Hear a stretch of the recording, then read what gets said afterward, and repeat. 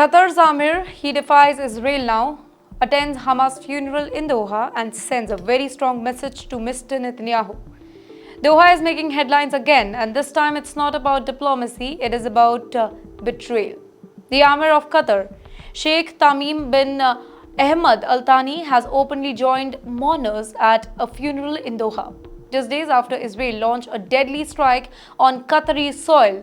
Let me tell you, this wasn't a quiet affair. It was held in a mosque in the capital under heavy security with hundreds of people gathered to pay their respect. Who were dead? Well, according to Hamas, 5 of them were their men. Among them was Hamam Khalil al-Haya, the son of senior Hamas negotiator Khalil al-Haya. Also killed were Jihad Labad, who worked as his office director, and 3 other bodyguards. The names are mentioned right at your screens. So in all, 6 lives were lost. Israel said that it was a targeted strike against Hamas leadership. But you know what? For Qatar, the strike hit something bigger. Its sovereignty. Now picture this. The Emir himself walked into the mosque, sitting alongside Hamas leaders, sending a message not just to his people, but to the entire region. It was a calculated move because only hours earlier, Israeli Prime Minister Mr. Benjamin Netanyahu had issued a warning to Qatar, telling him to choose sides.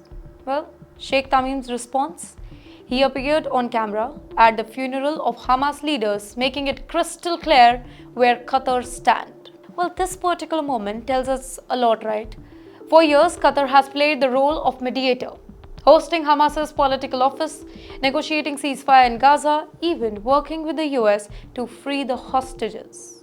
But it also funds projects in Gaza and openly criticizes Israel's action, right? Now, after this particular strike, Doha is signaling that it won't bow to Israeli threat. In fact, by showing up at the funeral, the Emir has doubled down. Now this particular thing matters because Qatar isn't just any Gulf state. It hosts the largest United States military bases in the Middle East at Al Udeid, where American fighter jets and personnels were stationed.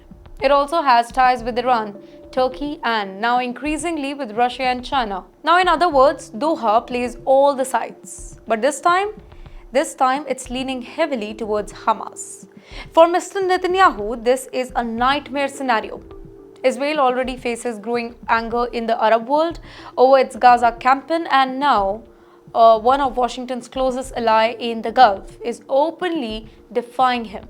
This risks not just isolating Israel further, but also shaking the US-Qatar's partnership. Well, Washington relies on Doha to keep channels open with Hamas, but what happens when Israel keeps striking inside Qatar itself?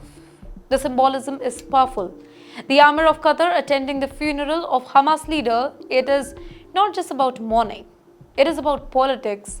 It tells Israel that we will not be intimidated. It tells the Arab world that Qatar is standing up for Palestinian resistance, and it tells the West that if you won't stop Israel, we will openly show where we stand.